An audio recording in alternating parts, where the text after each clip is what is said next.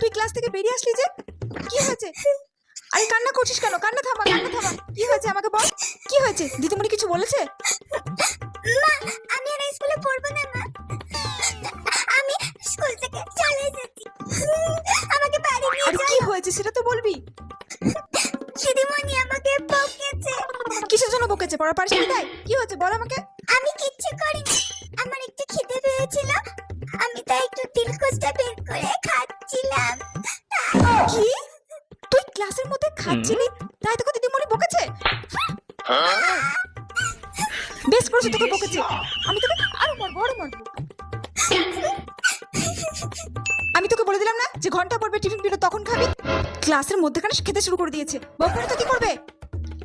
শুধু বকেছে কেন, তোকে কেন মারেনি আমি বুঝতে পারছি না। তোর দ্বারা আর পড়াশোনা